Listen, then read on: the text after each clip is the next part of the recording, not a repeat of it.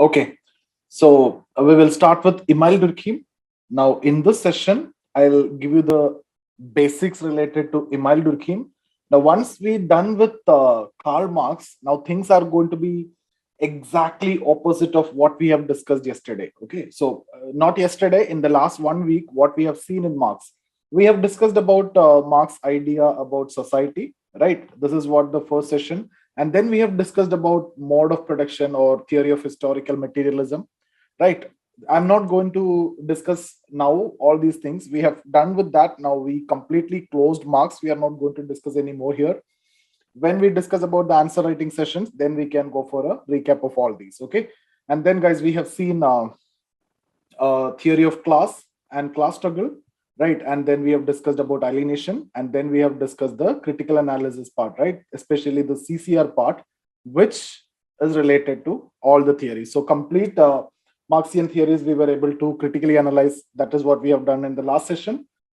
Now, what we have discussed so far, exact opposite is what we are going to see now. So we were talking about this approach, right? Conflict approach, and trying to identify the dysfunctions with respect to any social phenomena or institutions. That's what the approach we have done yesterday, till yesterday, whether it is family or inequality or anything, right? So Marx is also fundamentally talking about inequality in all his theories, especially class and class struggle. He's talking about two class and the inequality between the two sections. That's what Marx have also discussed, and Marx have seen this as antagonist cooperation, and these are not functional, right? That is the perspective that we have seen. But now onwards, we are changing the plate and we are trying to understand everything in what terms? In functional terms. So, this is going to be the functional approach or the functional perspective. The use of functional perspective is what we are going to see now. So, for Emile Durkheim, this is again one of the perspective, guys. Just see anything if you are getting, if they're asking you to write in a sociological way, write the positives of it, write the negatives of it. When you're writing the positives, it is nothing but the functional approach. When you're writing the negative, it is nothing but the conflict approach. So both Durkheim and Marx is coming. I'm not talking about other conflict approach and other functionalists. There are neo-Marxist, then there are Frankfurt School, and then there are critical school of thought, and then there are Marxist feminist, and all these are coming from this, right? Similarly, when we talk about functionalism was further developed, right? Neo-functionalism is there, and then structural functional approaches there. So different other approaches there, but fundamentally, what is the core idea? You're talking about the positives, identifying the functions. You're talking about the negatives, identifying the dysfunction. So for any answer, when you're writing these two, actually your sociological perspective and answer is ready, because two important perspectives is these two. When you're simply talking about the positives and negative, it doesn't matter. You need to quote any thinker to talk about the positives and to talk about the negatives. You yourself can write, and that's going to be using these two perspectives. That's why I have told you it doesn't matter in sociology if they're asking you analyze or comment or any such words. You are not bothered, right? Because for us, any question we need to use conflict perspective, and it will automatically become critically analyze or critically comment. Okay, so that's the idea, guys. Now here, functional terms.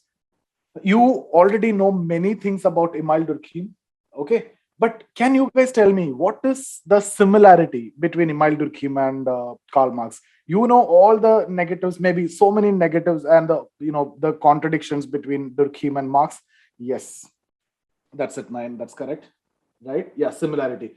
Okay, different different people are using different terms, but actually all are one and the same, right? Both are macro sociologist. In other language, if I say, both are giving importance to society over individual. So in both case, we are using which thinker to criticize. So there is one common criticism for Marx and Durkheim. Now what is that, right? So who's this? I don't know, 1040 16 5. Guys, please use your name when you're joining. That will be better for me to identify your name. But that point is also very good. What is your name? I didn't understood that person. That, who said that evolutionary approach? So here criticism is micro. Second is, one of you were typing, I'm not able to take his name or his or her name. He's talking about both are using evolutionary approach, and some of you may not be It's me. What's your name? That's what I'm asking. It's me means I can see only some numbers. Okay, Srisha. Okay, all right. Yeah. So both are using evolutionary approach, right? So some of you may not understand how Durkheim used evolutionary approach because we have not done the theories of Durkheim. So Marx have used evolutionary approach that you can see in his theory of mode of production, primitive communism to ancient to feudal to capitalism, then to socialism and communism. That is clear-cut use of evolutionary perspective, motivated by Darwin's theory of biological evolution, and that's something which we have already discussed. Durkheim, tomorrow we are going to discuss this theory, division of labor. Now, guys, let me tell you one thing. I don't know whether I will be able to take a session tomorrow. In case if I'm not able to, we will compensate it on some other day because I'm having some commitment tomorrow and day after also. So I'll let you know in the WhatsApp group if things are fine, because I'm going to an area where network coverage will not be there. So that's the reason why. Otherwise, I could have managed it with my phone also. Okay. The problem will be with the internet. So I don't know whether I will be able to do it tomorrow, but just keep in mind, I'll update that in any way in the WhatsApp group. Okay, guys, this theory of division of labor, he's talking something about organic solidarity and mechanical solidarity. Okay, yeah, primitive society and modern society. Same, Marx also talking about primitive society and modern society. Durkheim also talk about primitive society and modern society. Both are using evolutionary approach. So if I told something common you find in Marx and Durkheim, that is this approach, they both are using macro, both are giving importance to society. Or if I want to, I can also use this word, both are positivist. Emile Durkheim was a pure positivist.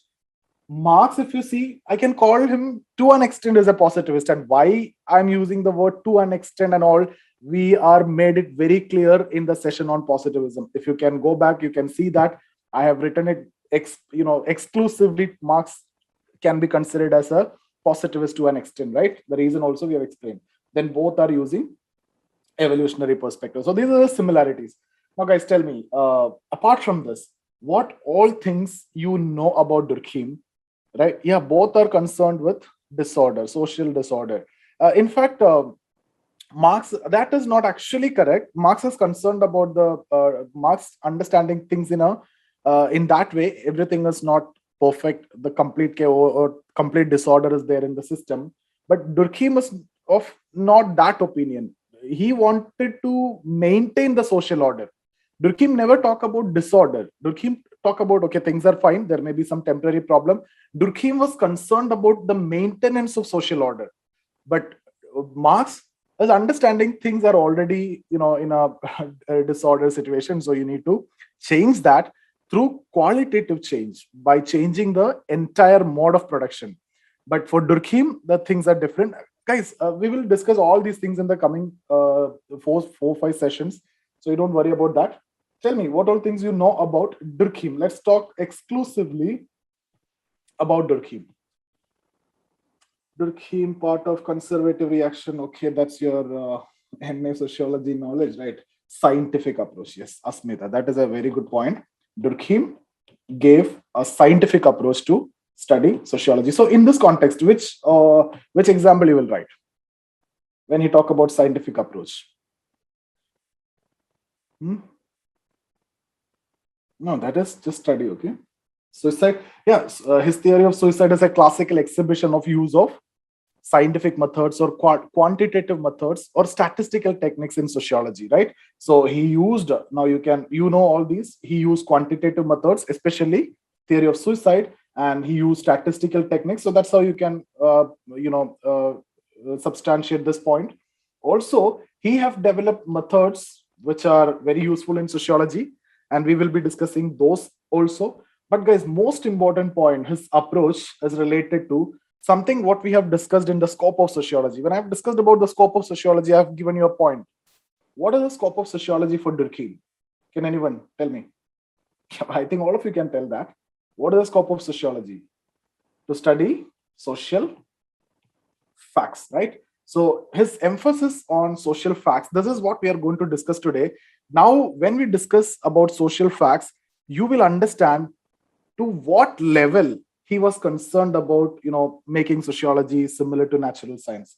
So even he considered, or he make a point that you have to consider social facts as things. And this is asked as a separate question time and again in mains. Social facts need to be considered as things. Even last year also they have asked.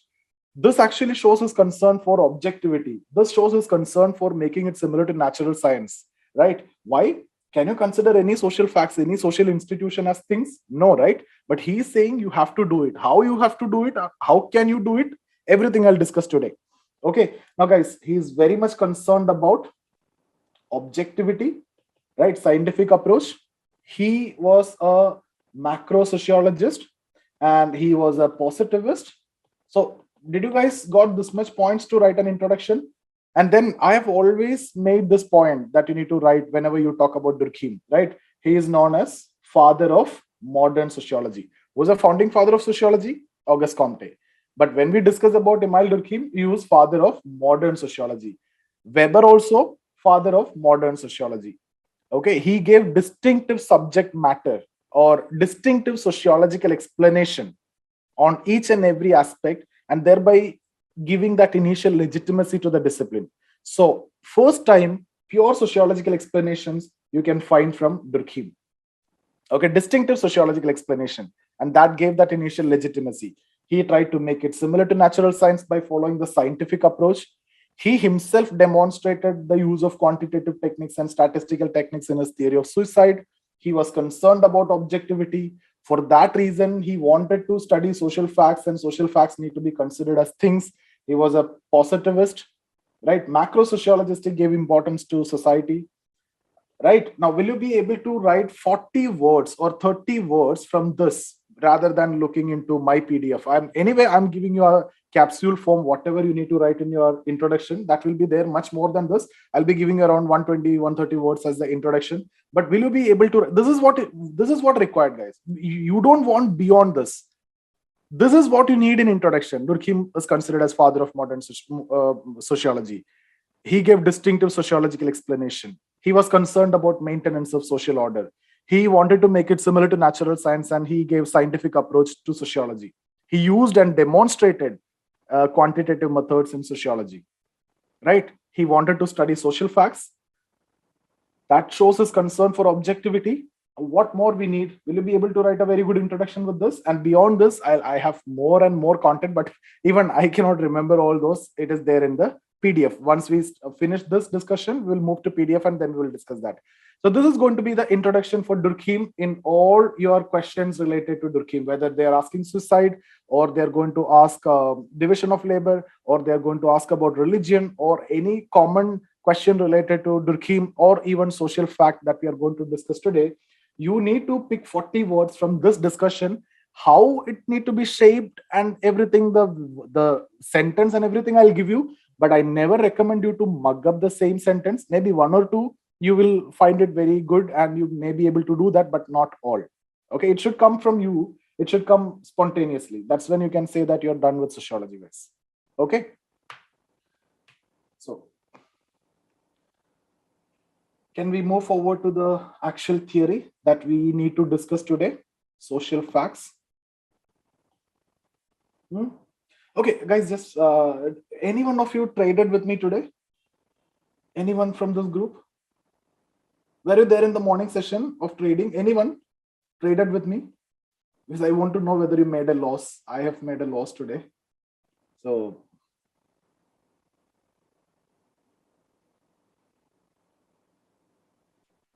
none of you were there in that morning session?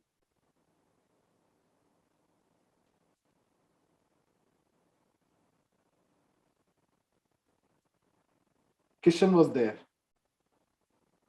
Okay, no, okay, all right. Yeah, okay, then no problem. No, if you are not part of the session, then no need to message. If you were part of the session, then only.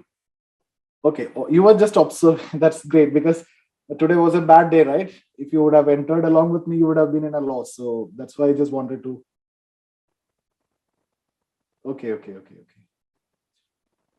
Morning we made a profit, but then that time there was no audio. But then when I turned into loss, then I was worried that I don't know whether you might have entered trade with me. That's why I just asked. Okay, so let's start with this theory of social facts, guys. Okay, I'll give you the definition. right? And this definition, you have nothing to do, just cut, copy, paste this definition.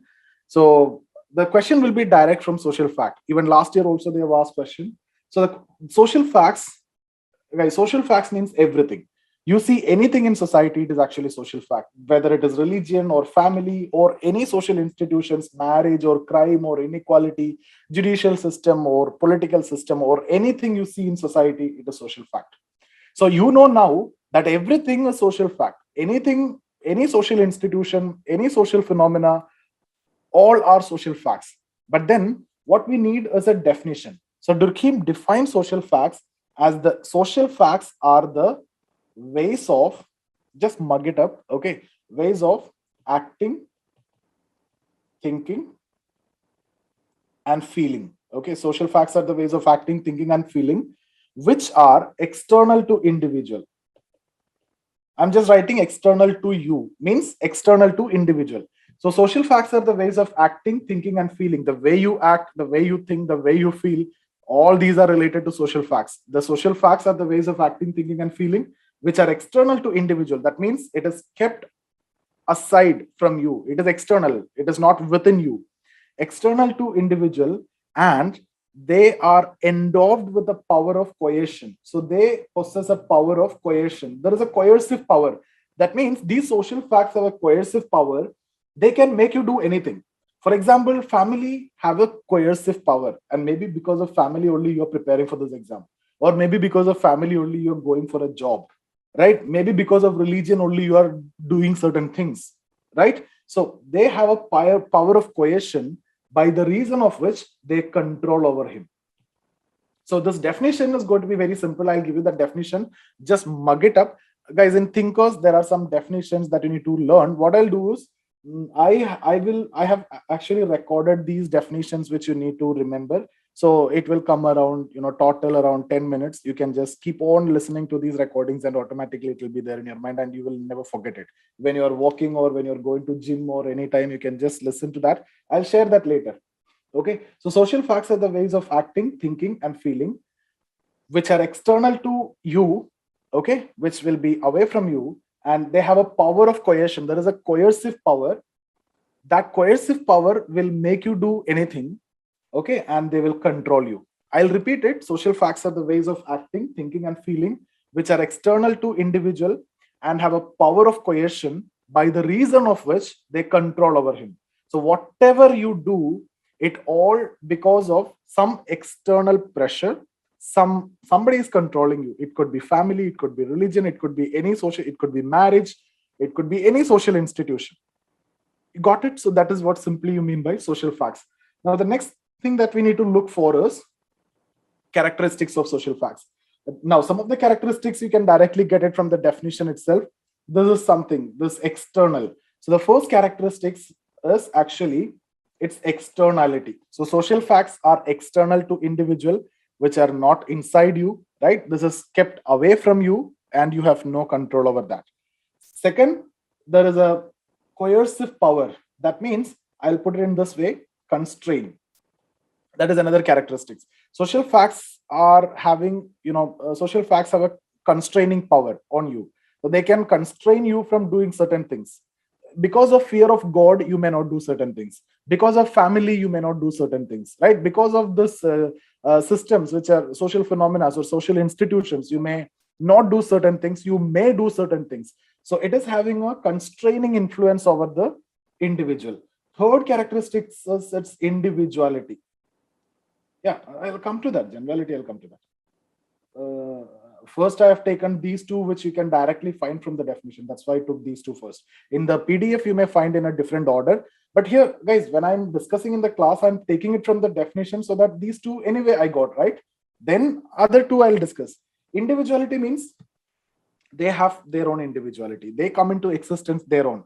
It is not that family is created by you. Okay, it will be coming into existence its own with the autonomous development of society. When society develops, then at a point of time, there is a need for family. That's when family come. Similarly, when society develops, there is a need for religion. That's when religion come. Similarly, when society develops, there is a need for division of labor. That's how this division of labor comes. So all these are social facts. All these are having its own individuality, and that comes into existence its own with the autonomous development. This word you need to use, guys, it may be used here, or I write the next one generality there also, I may write the same thing, but that doesn't matter.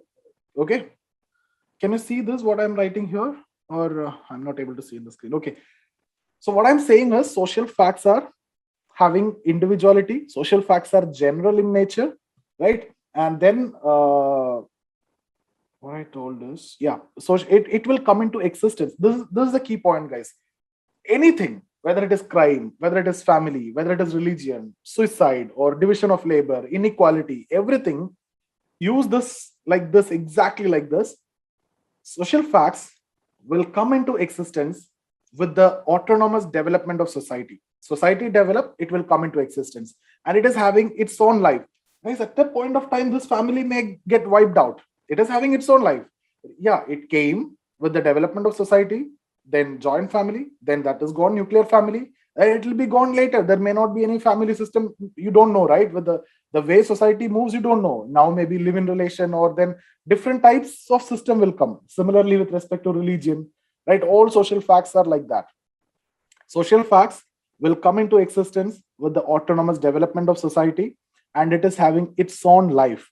And you will use this word, social facts are sui generis. Did you guys ever heard this word before? Did you guys ever use this word before in polity?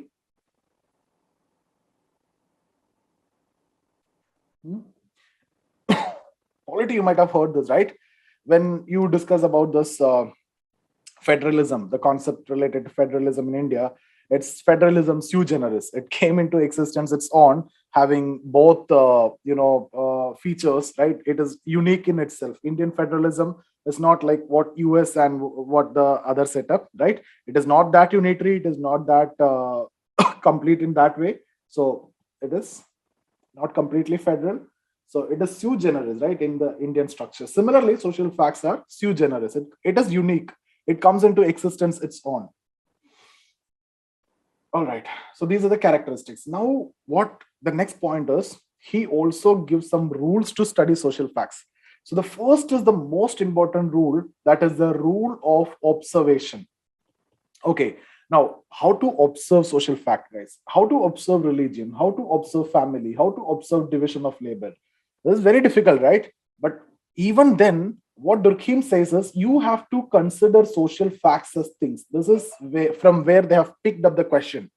The question was like, the social facts need to be considered as things, discuss, elaborate, critically analyze. The question is from where? Social fact. So you need to write all the things that we have discussed and then come to this. From here only the question is picked. So then you need to elaborate on this.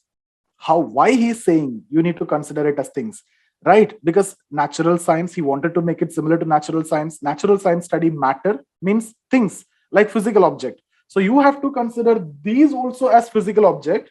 What is the advantage then? You can use scientific methods. You can ensure objectivity, because he is already wanted to make it similar to natural science, right? So when science study matter, science study the things, you should also consider these as things. Now, what will be the question here? How can you consider it as things, right? That is a big problem. Then what he says is, it is not difficult, but it is difficult, but it is not impossible, right? So he gave this concept of something called as collective representation. Now, collective representation means, it may be difficult for you to observe for example, religion or family or marriage as things, but it can be felt objectively. You cannot see things like physical object, but you can feel it like objectively. How? There are certain collective representation. What do you mean by collective representation? These are in the nature of some symbols. Are you guys getting me? Like when you see religion, we don't know religion exists or not, but how we can conclude that religion exists? We see certain symbols, maybe some idols in the temple. What does that mean? There is a religion exists there. Or when you see the church, when you see the masjid, or when you see the temple, all these are what you call as collective representation. All these are giving you the signal or the symbol that the institution of religion is present. So the existence of these symbols are showing the existence of the social fact. That's the approach he called it. Again, if you see, what is it called, right? This marriage, a woman wearing the sindoor, right? What does that indicate? The marriage as an institution is existing. Like that, you will see some collective representation. It could be in the form of some symbols, and that will help you to understand the presence of a particular social fact. So his stress on considering social facts as things shows his concern for objectivity. These are key points that you need to write in your answer. Okay, but what he says ultimately, you need to consider it as things so that you can ensure objectivity. You can use scientific methods. You can, study impersonal, means there will not be any subjective bias or anything. It is difficult, but how can you make it? Through this collective representation. If you find the existence of these symbols, it shows the existence of that particular social fact. Then there are other rules also, but this is the most important rule. Then there is another rule, rule of distinction. Rule of distinction means, guys, there are two situations, right? There will be normal situation, and then there will be abnormal situation. When Durkheim says crime is normal, in what situation? There is a normal situation. Crime is functional. There are normal situations, and some small crimes and petty crimes are happening. It is functional because then only the system will function. But so much of crimes every time, everywhere, that is abnormal situation. That's not functional. So you need to make a distinction between normal and pathological form always. That is very important. And you will see in all his theories, you will see the distinction of normal and pathological form. With his theories, I can elaborate more on this. Third is, he says there has to be a proper classification. You make classification before you make any study. It could be general, it could be specific. So make the classification. And then the fourth one is generalization. Generalization means you make theory. Generalization of explanation.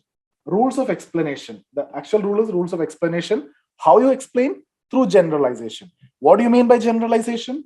The explanation should be through theories. This is something which we already know from positivism and everything. They are concerned about making theories objectively and all these things, right? So these are the four rules: rules of observation, rules of distinction, rules of classification, rules of explanation. Okay, this is the most important one. Rules of explanation, mainly explanation should be through theories, which are supposed to be testable and replicable. Okay, did you guys understood what all things we have discussed? Simple. Let me quickly go for a recap, then we will move to the PDF, and then things will be more clear. Guys, these are the important areas. Once you're clear with these, just like what we did in Marx, the first session, the idea of society, same is the case here, the concept of social fact. If you understood this, everything else what we are going to discuss in the coming sessions are related to social facts only. Division of labor, it's a social fact. Religion, that's what we are going to do next day, social fact. Then we do suicide, that is also we discuss the theory of suicide, not we are going to do suicide. That's also what is a social fact. Okay, any doubts here? So what is social facts? Social facts are the ways of acting, thinking, and feeling which are external to individual and are endowed with the power of coercion by the reason of which they control over him. Right? Any point of time, you should be very clear with all the definition.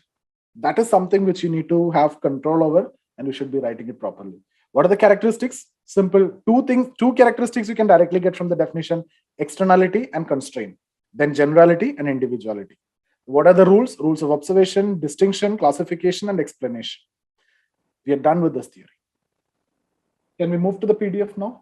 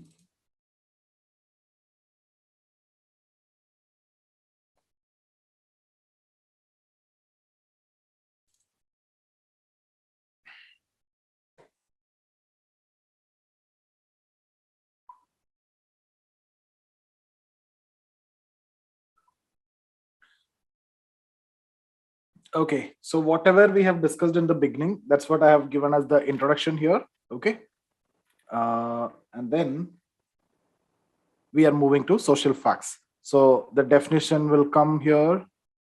This is the definition that we have discussed. Social facts are the ways of acting, thinking, and feeling which are external to individual and are endowed with the power of coercion by the reason of which they control over him. Guys, whenever you write a definition, do it like this, centralize like this, inverted comma, you need to write. Okay. Now let's start with the introduction. Everything that we have discussed, guys, it is always better for you to write in your own language. Okay. Durkheim was considered as one of the founding fathers of modern sociology, and we use the same sentence whenever we write an answer related to Max Weber also. Durkheim was considered to be the first sociologist. He gave distinctively sociological explanation and thereby giving the initial legitimacy to the discipline. At the same time, Durkheim was concerned with establishing sociology as a scientific discipline based on positivist principles. And all these things, you are very clear about it. His contribution in terms of defining the scope of sociology, formulating new methods and perspective, and demonstrating their use is well known. Social intellectual background. Durkheim wrote towards the end of 19th century when industrialization was established already and the modern society was a reality. France was still recovering from the social chaos following the French Revolution. The democratic institutions were still emerging. There were doubts among a section of population about the success of democracy as the new social problem.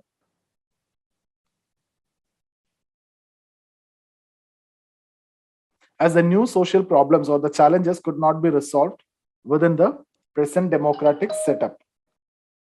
Due to this, one of the most important concerns of Durkheim in all his works had been the maintenance of social order. Intellectually, Durkheim was more inclined towards the positivist tradition. According to him, universal law of society are possible and a science of society can be established. He was highly influenced by European thinkers like Adam Smith, Auguste Comte, Herbert Spencer, etc. Guys, these all are initial functionalists, right? Not Smith. Okay, Smith, Adam Smith, that you will see his influence because of his theory of division of labor. Actually, the concept is given by Adam Smith that is related to economy, productivity, profitability, and all. But once Durkheim took up the analysis, it became sociological, and you will see that how. Theory of social facts. Now, why this theory is actually very important? He initially defined the scope of sociology in terms of studying social facts. That's why, firstly, this is important. So he defined the scope of sociology here.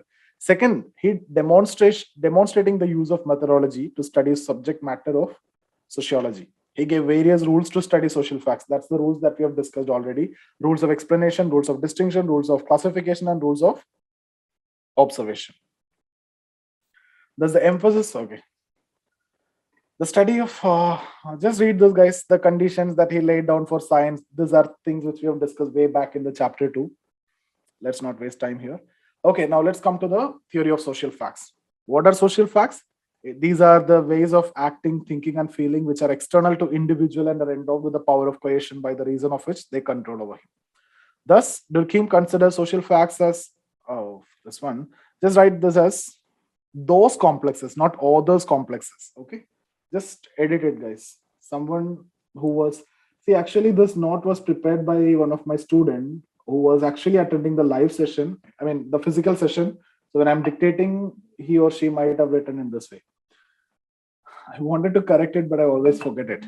This is those complexes which define the ways of acting, thinking, and feeling. These complexes are nothing but social phenomena which exist in society in terms of social institutions. Further, Durkheim clarifies certain characteristics of social facts. These are the characteristics. Okay, externality, constraint, generality. It's not individuality, it is independence. Okay, social facts are independent. Both are same anyway. Do you want me to repeat this one? Externality, these are exist outside the individual and should be seen apart from the individual. Social facts are sui generis. That means they come into existence its own. That is, they have their own life, right? These social facts are part of the autonomous development of society, which is completely independent of individual will. Whether you think or you don't think, it doesn't matter, it will come into existence. Constraints. Social facts have constraining influence over individuals' action. The constraint is understood in terms of a coercion. But this coercion is indirect in the sense that in reality, you think that, individual think that you are acting out of your own choice. But actually, your actions are conformity to the prevalent social facts. You think that you're preparing for this exam because of your choice, but that's not necessarily the case. There are a lot of influence. Generality. Social okay. Social facts are general in nature and should not be confused with individual interpretations of social facts. These are in the nature of generalized perception followed in society. The science of society should not aim at studying individual variation. That means Durkheim overrules the study of exception as a subject matter of sociology. Thus, he prefers general over particular. That means his emphasis will be to study religion as a whole rather than studying Christianity or Hinduism or Islam. Because if you study religion as a whole, that will give you the purpose of religion. That's what you need to know. All the religion will have the same purpose. Independence, they are independent. Now, these are the rules, okay, out of which the first one, rules of observation, is the most important one. Social facts should be considered as things. According to Durkheim, although social facts may be abstract phenomena, but the reality can be experienced objectively. Durkheim proposed the concept of collective representation, which are in the nature of objective manifestation of social facts. What does that mean? These are the ways in which the social facts are manifested. Like if you see church, that's a manifestation of religion. If you see a masjid, that's a manifestation of religion. If you see a temple, that's a manifestation of a religion. If you see some idols in the temple, again, it is a manifestation. So these are objective manifestation of that social fact. Which social fact? Religion as a social fact. The objective manifestations are in the form of symbols, which denote the presence of social fact. Abstract means something which are very general, something which cannot be comprehended easily. Durkheim's attempt of observing social facts as things shows his concern for objectivity. For him, it is an analytical way or a mental construct to visualize a social fact. Social facts do not exist like physical object, right? Social facts are not things like physical objects, so it's just a analytical way or mental construct. And guys, there is a very famous statement which is given by Weber that you can use here, that I'll be giving you in the critical analysis. Weber says social facts are not things like physical objects. So what Weber says is, these are not like pebbles in the beach. Like pebbles in the beach, you can simply go, you can pick it up and you can observe, you can study. But social facts are not like that.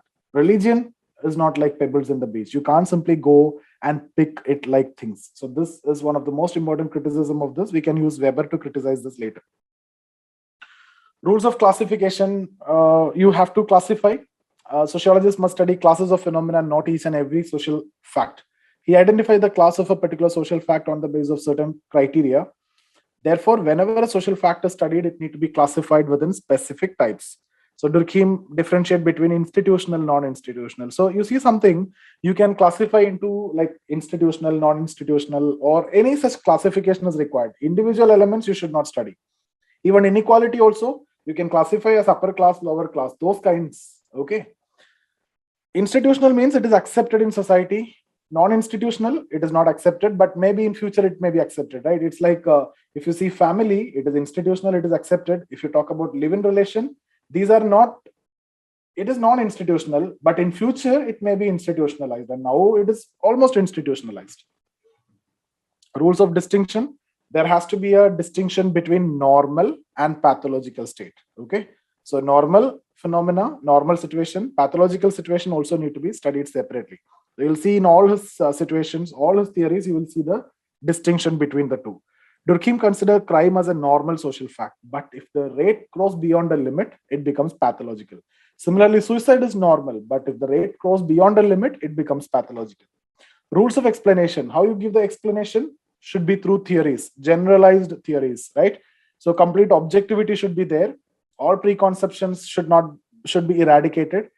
It should be in the form of general theories. And he proposed the formulation of causal functional theories. What is this causal functional theory? First, you explain the cause, then you explain the function. Guys, most of the functionalists, what they do is they explain both as the same. Something, if you're asking what is the cause of this, they will tell you the function of it, right? So because of that function, they identify the cause. That's not necessarily correct. When that come into existence, the cause may be different, the function it is providing may be different. But when you're identifying the cause and function as the same, that situation is what you call as illegitimate teleology. This I will discuss tomorrow in detail. What is this? When you're identifying the cause and function as the same. So most of the functionalists face this problem of identifying cause and function as the same. That situation is what illegitimate teleology. You have to separate the cause and function. For example, he says division of labor, the cause as struggle for existence in the present occupation. That is a cause. But the function, when he's talking about the integration of society. That means both are different, right? Or the function in economic terms, let's say productivity. So if what is the function of division of labor? Productivity. Now, if I am asking you what is the reason for division of labor, why it came into existence, then also you will see to improve productivity and profitability, it came into existence. What does that mean? You are explaining cause and function as the same. That situation is what illegitimate teleology. But Durkheim want to separate these two, cause and function. Guys, don't worry in case if you didn't get a clarity now, tomorrow, day after tomorrow, then one more day, 3 theories, we are going to do the same causal functional analysis. He separate the cause and function everywhere. Okay, so methods used in natural science should be used, and you have to use statistical techniques or quantitative methods. Various methods he have given. All these methods we are going to see in different theories, the indirect experiment, these methods, everything we will see. So that's it. And you can substantiate here with the theories that we are going to learn. Any doubts here? If you have, you can discuss now.